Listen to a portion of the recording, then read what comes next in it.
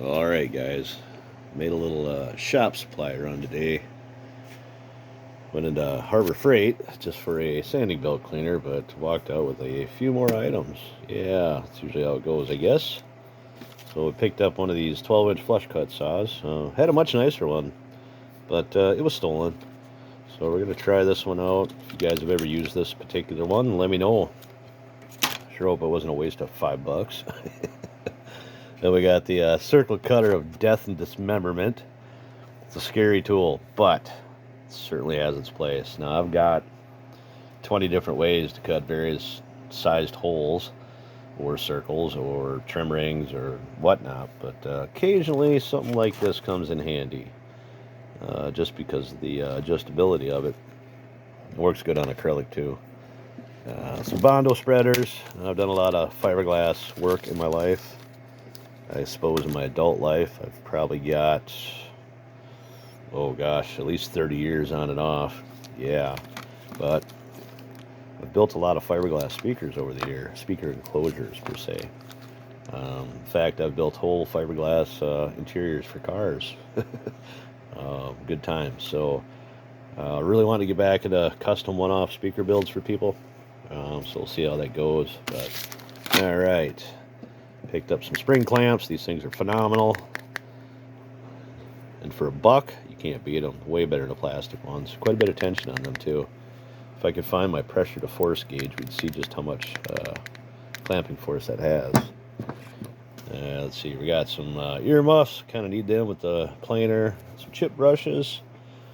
And picked up this magnetic base. I've got some jig ideas for the table saw and band saw. And so I need this base. Now for $17, this is about half price versus Magbase, the brand. So we'll see what happens. The rest of this is just a bonus, but it'll get used. Then we headed over to Menards, picked up some puck lights from one from a bandsaw. I'm gonna mount that sucker right up in here somewhere. My aging eyes. I guess that's what happens when you turn 50. Yeah, I got some little felt pads. Picked up an adapter for my drum sander and planer, and of course it doesn't fit, so I'm gonna make it fit. And I'm pretty excited about this saw blade here. I like CMT tools. I got quite a few router bits from them, so a lot of good reviews on it, and it's got a flat tooth on it, so for doing like dados and things like that, that'll be nice. A couple 12-foot tapes. Yeah, one for the table saw, one for the chop saw.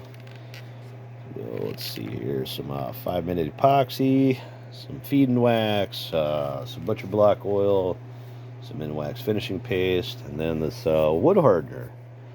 So in the past, I've always used Minwax. I've always liked it. It's a little expensive, but yeah, so this is like $4 or $5 cheaper. So we'll see how that works.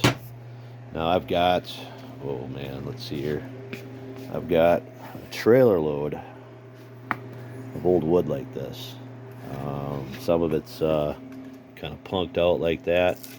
But all that needs to be sealed well before you do epoxy or other finishes on it.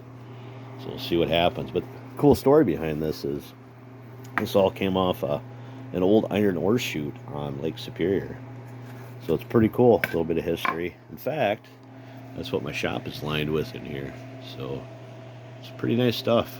A little stinky, but it airs out. So, all right, guys, take care. Talk to you later.